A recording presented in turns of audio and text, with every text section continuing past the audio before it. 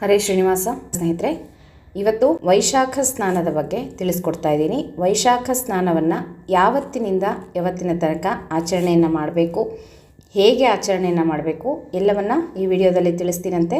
ಪರಾಭವ ನಾಮ ಸಂವತ್ಸರದಲ್ಲಿ ವೈಶಾಖ ಸ್ನಾನವನ್ನು ಗುರುವಾರ 2ನೇ ತಾರೀಕು ಪ್ರಾರಂಭ ಮಾಡಬೇಕು.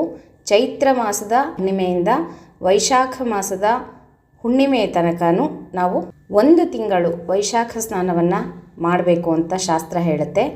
ಸಂಕಲ್ಪಪೂರ್ವಕವಾಗಿ ಸ್ನಾನವನ್ನು ಆಚರಣೆಯನ್ನು ಮಾಡಬೇಕು.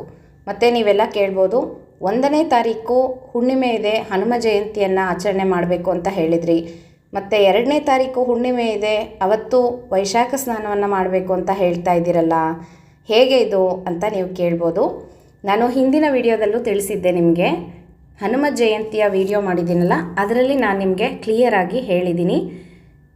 ಹನುಮ ಜಯಂತಿಯನ್ನು 1ನೇ ತಾರೀಕು ಏಪ್ರಿಲ್ 1 ಬುಧವಾರ ಆಚರಣೆಯನ್ನು ಮಾಡಬೇಕು ಅಂತ ಹೇಳಿದ್ದೆ. ಯಾಕೆ ಆಚರಣೆಯನ್ನು ಮಾಡಬೇಕು ಅಂತ ಸಹ ನಿಮಗೆ ಆ ವಿಡಿಯೋದಲ್ಲಿ ಕ್ಲಿಯರಾಗಿ ತಿಳಿಸಿದ್ದೀನಿ. ಇನ್ನು ವೈಶಾಖ ಸ್ನಾನವನ್ನು ನಾವು ಸೂರ್ಯೋದಯಕ್ಕಿಂತ ಮುಂಚಿತವಾಗಿ ಮಾಡಬೇಕು. ಅಂದರೆ ಕತ್ತಲಿರಬೇಕು, ನಕ್ಷತ್ರಗಳಿರಬೇಕು, ನಕ್ಷತ್ರಗಳ ದರ್ಶನವನ್ನು ಮಾಡಿಕೊಂಡು ನಾವು ವೈಶಾಖ ಸ್ನಾನವನ್ನು ಮಾಡಬೇಕು. ಹಾಗಾಗಿ ಸೂರ್ಯೋದಯಕ್ಕಿಂತ ಮುಂಚೆ ಮಾಡುವಾಗ ನಮಗೆ ಹುಣ್ಣಿಮೆ ತಿಥಿ ಇರಬೇಕು.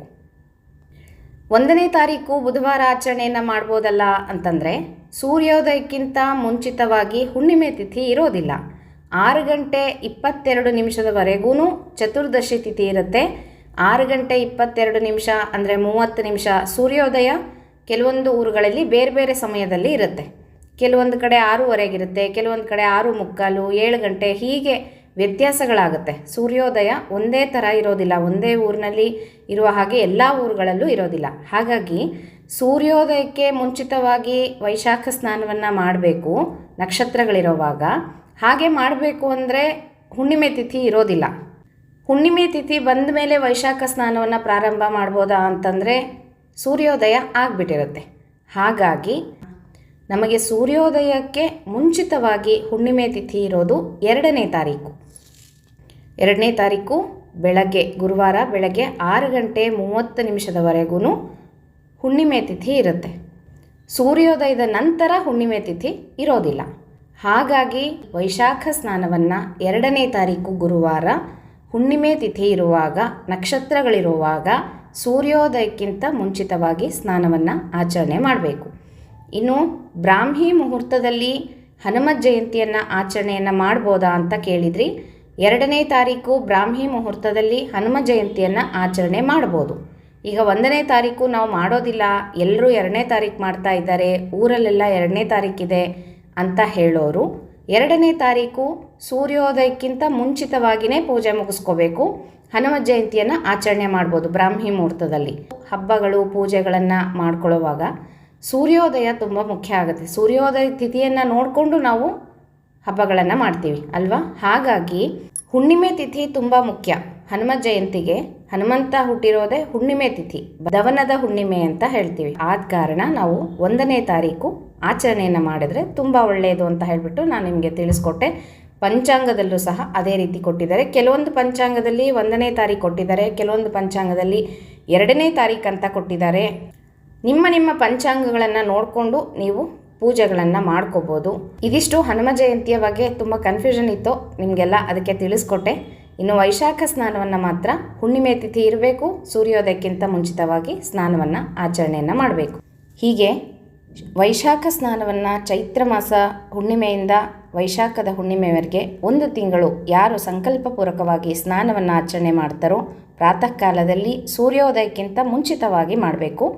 ಹೀಗೆ ಮಾಡುವಂಥವ್ರಿಗೆ ಅನಂತ ಪುಣ್ಯ ಲಭಿಸುತ್ತೆ ಅಂತ ಹೇಳ್ತಾರೆ. ಲಕ್ಷ್ಮೀದೇವಿಯ ಸಹಿತ ಭಗವಂತನ ಅನುಗ್ರಹ ಆಗುತ್ತೆ.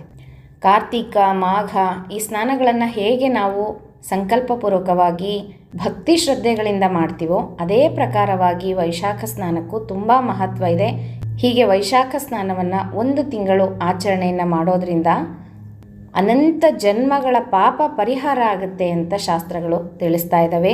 ಕಷ್ಟಗಳ ಪರಿಹಾರ ಆಗುತ್ತೆ. ವೈಶಾಖದಲ್ಲಿ ವಿಶೇಷವಾಗಿ ಕೆಲವು ವ್ರತಗಳನ್ನು ಮತ್ತು ಪೂಜೆಗಳನ್ನು ಮಾಡಬೇಕು ಅಂತ ಶಾಸ್ತ್ರ ಹೇಳುತ್ತೆ.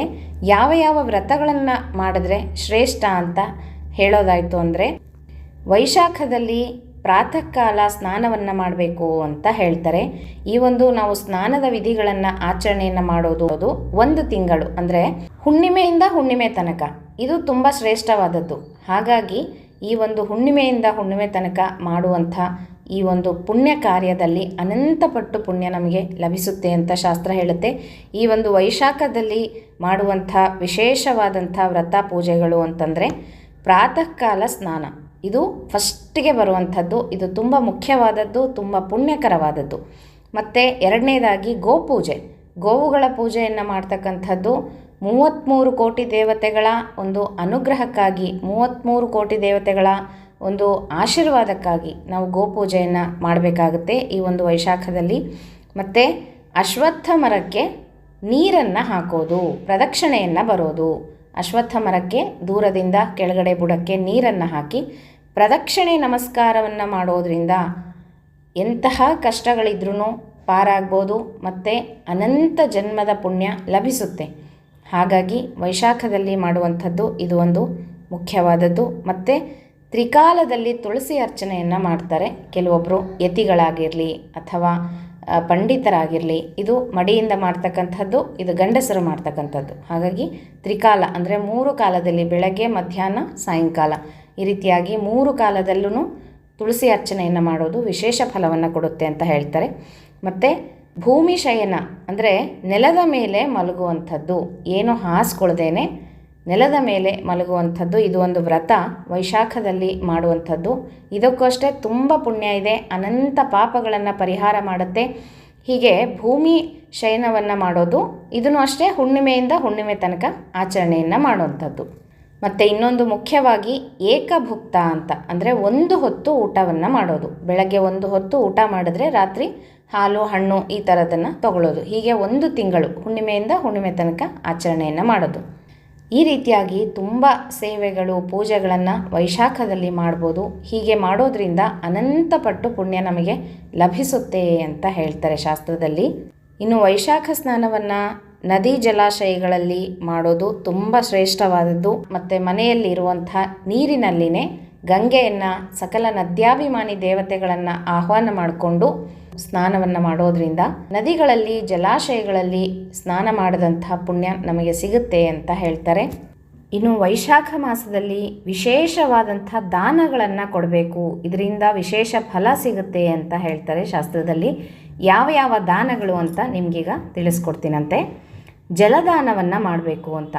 ಜಲದಾನವನ್ನು ಮಾಡೋದು ಅಂತಂದರೆ ಒಂದು ಬಿಂದಿಗೆಯಲ್ಲಿ, ತಾಮ್ರದ ಒಂದು ಕೊಡ ಅಥವಾ ಒಂದು ತಂಬಿಗೆಯಲ್ಲಿ ನೀರನ್ನು ತುಂಬಿ ಅದನ್ನು ದಕ್ಷಿಣೆ ಸಹಿತವಾಗಿ ದಾನವಾಗಿ ಕೊಡೋದು. ಇದರಿಂದ ಹಲ್ಲಿ ಜನ್ಮದಿಂದ ನಿವೃತ್ತಿಯನ್ನು ಪಡಿಬೋದು ಅಂತ. ಮತ್ತು ಪಶು ಪಕ್ಷಿಗಳಿಗೆ ನೀರನ್ನು ಉಣಿಸೋದು, ಒಂದು ಬಟ್ಲಲ್ಲಿ ನೀರು ಹಾಕಿ ಮಾಡಿ ಮೇಲೆ ಇಟ್ಟು ಬರೋದು ಪಕ್ಷಿಗಳಿಗಾಗಿ. ಪ್ರಾಣಿಗಳಿಗಾಗಿ ಹೊರಗಡೆ ಒಂದರಲ್ಲಿ ನೀರನ್ನು ಇಡೋದು. ಮತ್ತು ಹಾಸಿಗೆ ದಾನವನ್ನು ಮಾಡ್ಬೋದು, ಸರ್ವಭೋಗವನ್ನು ಪಡಿಬೋದು. ಇದರಿಂದ ಚಾಪೆಯನ್ನು ದಾನವಾಗಿ ಕೊಡ್ಬೋದು. ಸಂಸಾರದಿಂದ ಮುಕ್ತಿಯನ್ನು ಹೊಂದುತ್ತಾರೆ ಚಾಪೆ ದಾನವನ್ನು ಕೊಡೋದ್ರಿಂದ. ಮತ್ತು ಕಂಬಳಿಯನ್ನು ದಾನವಾಗಿ ಕೊಡ್ಬೋದು, ಇದರಿಂದ ಅಪಮೃತ್ಯು ಪರಿಹಾರ ಆಗುತ್ತೆ ಅಂತ ಹೇಳ್ತಾರೆ. ವಸ್ತ್ರದಾನವನ್ನು ಮಾಡ್ಬೋದು, ಇದರಿಂದ ಪೂರ್ಣ ಆಯುಸ್ಸನ್ನು ಪಡೀತಾರೆ ಅಂತ ಹೇಳ್ಬೋದು. ಮತ್ತು ಮಜ್ಜಿಗೆ, ಮೊಸರು, ಮಜ್ಜಿಗೆಯನ್ನು ದಾನ ಮಾಡಿದ್ರೆ ವಿದ್ಯಾ ಮತ್ತು ಧನ ಪ್ರಾಪ್ತಿ ಆಗುತ್ತೆ ಅಂತ ಹೇಳ್ತಾರೆ. ಮೊಸರನ್ನು ದಾನವಾಗಿ ಕೊಟ್ಟರೆ ಅಖಂಡ ಫಲವನ್ನು ಪಡೀಬೋದು. ಕೋಸಂಬರಿಯನ್ನು ದಾನವಾಗಿ ಕೊಟ್ಟರೆ ಶ್ವೇತದ್ವೀಪದಲ್ಲಿ ವಾಸ ಮಾಡುವಂಥ ಭಾಗ್ಯ ನಮಗೆ ಸಿಗುತ್ತೆ ಮರಣದ ನಂತರ. ಮತ್ತು ಪಾನಕವನ್ನು ದಾನವಾಗಿ ಕೊಡೋದು, ಪಿತೃಗಳು ತೃಪ್ತಿ ಆಗ್ತಾರೆ ಇದರಿಂದ. ಮತ್ತು ಕಂಬಳಿಯನ್ನು ಕೊಡ್ಬೋದು, ಮತ್ತು ವಸ್ತ್ರವನ್ನು ಕೊಡ್ಬೋದು. ಕುಸುಮ ಹೂವು ಮತ್ತು ಕುಂಕುಮವನ್ನು ದಾನವಾಗಿ ಕೊಡೋದು, ಇದರಿಂದ ರಾಜ್ಯ ಪದವಿ ಸಿಗುತ್ತೆ ಅಂತ ಹೇಳ್ತಾರೆ. ತಾಂಬೂಲವನ್ನು ದಾನವಾಗಿ ಕೊಡ್ಬೋದು. ಇನ್ನು ಪಾದರಕ್ಷೆಗಳನ್ನು ಕೊಡಿಸೋದು, ಈಗ ಬೇಸಿಗೆ ಅಲ್ವಾ, ಯಾರಿಗಾದರೂ ಪಾದರಕ್ಷೆಗಳನ್ನು ಕೊಡಿಸೋದು ಅಥವಾ ದಾನವನ್ನು ಮಾಡೋದ್ರಿಂದ ನರಕ ಪ್ರವೇಶ ಇರೋದಿಲ್ಲ ಇಂಥವರಿಗೆ ಅಂತ ಹೇಳ್ತಾರೆ. ಮತ್ತು ಛತ್ರಿಯನ್ನು ದಾನವಾಗಿ ಕೊಡ್ಬೋದು, ಮತ್ತು ಬೀಸಣಿಕೆಯನ್ನು ಕೊಡಬೇಕು, ಮತ್ತು ಕೃಷ್ಣಾಂಜನವನ್ನು ಕೊಡಬೇಕು, ಮೊಸರು ಬುತ್ತಿಯನ್ನು ದಾನವಾಗಿ ಕೊಡಬೇಕು. ಇದರಿಂದ ಸ್ವರ್ಗ ಪ್ರಾಪ್ತಿ ಅಂತ ಹೇಳ್ತಾರೆ. ಹೀಗೆ ಅನೇಕ ದಾನಗಳು ವೈಶಾಖ ಮಾಸದಲ್ಲಿ ಹೇಳ್ತಾರೆ. ಇಂತಹ ದಾನಗಳನ್ನು ಕೊಡೋದ್ರಿಂದ ಅನೇಕ ಫಲಗಳನ್ನು ನಾವು ಪಡಿಬೋದು. ಈ ರೀತಿಯಾಗಿ ವೈಶಾಖ ಮಾಸದಲ್ಲಿ ಮಾಡ್ತಕ್ಕಂತಹ ಸ್ನಾನಕ್ಕೆ ಮತ್ತು ದಾನಗಳಿಗೆ ತುಂಬ ವಿಶೇಷ ಫಲವನ್ನು ನಾವು ಪಡಿಬೋದು. ಹಾಗಾಗಿ ಇಂತಹ ಒಂದು ಪುಣ್ಯಕರವಾದಂಥ ವೈಶಾಖ ಸ್ನಾನವನ್ನು ಪ್ರತಿಯೊಬ್ಬರು ಏಪ್ರಿಲ್ 2ನೇ ತಾರೀಕು ಗುರುವಾರದಿಂದ ಪ್ರಾರಂಭ ಮಾಡಿಕೊಂಡು ಮೇ 1ನೇ ತಾರೀಕು ಶುಕ್ರವಾರದವರೆಗೆ ಆಚರಣೆಯನ್ನು ಮಾಡಬೇಕು. ಈ ರೀತಿಯಾಗಿ 1 ತಿಂಗಳು ಆಚರಣೆಯನ್ನು ಮಾಡ್ತಕ್ಕಂಥ ವೈಶಾಖ ಸ್ನಾನದ ಬಗ್ಗೆ ನಿಮಗೆ ಕೆಲವೊಂದು ವಿಷಯಗಳನ್ನು ತಿಳಿಸ್ಕೊಟ್ಟಿದ್ದೀನಿ. ಮುಂದಿನ ವಿಡಿಯೋದಲ್ಲಿ ವೈಶಾಖ ಸ್ನಾನದ ಸಂಕಲ್ಪ ಮತ್ತು ಅರ್ಘ್ಯ ಮಂತ್ರ, ಸೂರ್ಯನಿಗೆ ಅರ್ಘ್ಯವನ್ನು ಕೊಡೋದು, ಇದೆಲ್ಲದರ ಬಗ್ಗೆನೂ ತಿಳಿಸ್ಕೊಡ್ತೀನಿ. ಹಾಗೆ ಮಂತ್ರಗಳನ್ನು ಸಹ ತಿಳಿಸ್ತೀನಂತೆ. ಮುಂದಿನ ವಿಡಿಯೋ ಒಟ್ಟಿಗೆ ಸಿಗ್ತೀನಿ ಸ್ನೇಹಿತರೆ. ಹರೇ ಶ್ರೀನಿವಾಸ.